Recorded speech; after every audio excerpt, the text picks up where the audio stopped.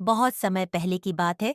उत्तरी ध्रुव में बर्फीली पहाड़ियों के बीच एक छोटे से गांव में एक दयालु बूढ़ा व्यक्ति रहता था। उसका नाम था सांता निकोलस, लेकिन सभी प्यार से उसे सेंटा क्लॉज कहते थे। सेंटा क्लॉज का दिल बहुत बड़ा था। वह बच्चों से बहुत प्यार करता था और उनकी खुशी के लिए कुछ भी करने को तैयार रहता था। सेंटा का घर खिलौनों की फैक्ट्री जैसा था। वहां कई छोटे छोटे परियां और गनोम बौने रहते थे, जो दिन रात मेहनत करके खिलौने बनाते थे। सैंटा हर साल ठंड के मौसम में, खासकर क्रिसमस की रात, दुनिया के हर बच्चे को उपहार देने के लिए अपनी जादुई बर्फीली गाड़ी पर निकलता था।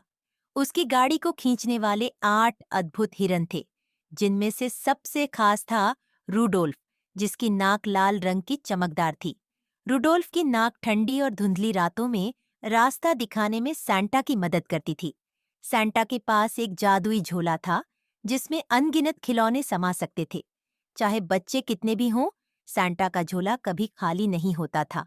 वह हर बच्चे के घर के पास जाकर उनकी चिमनी के रास्ते अंदर आता था और उनके मौजों या क्रिसमस ट्री के नीचे उनके लिए तोहफे छोड़ता था। एक बार एक छोटे से गांव में टोबी नाम का एक बच्चा रहता था।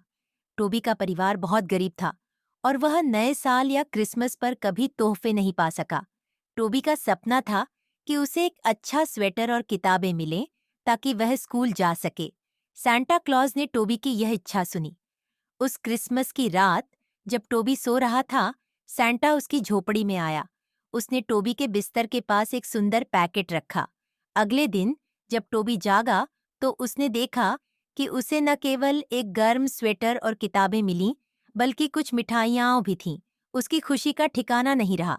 सैंटा क्लॉज सिर्फ तोहफे देने के लिए नहीं, बल्कि प्यार, दया और खुशी फैलाने के लिए जाना जाता है। वह हर किसी को सिखाता है कि हमें दूसरों की मदद करनी चाहिए और खुशियां बांटनी चाहिए।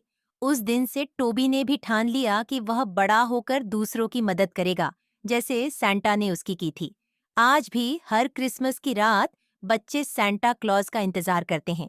वे अपने मोजे टांगते हैं और क्रिसमस ट्री सजाते हैं, इस उम्मीद में कि सांता उनके लिए कुछ खास लेकर आएगा।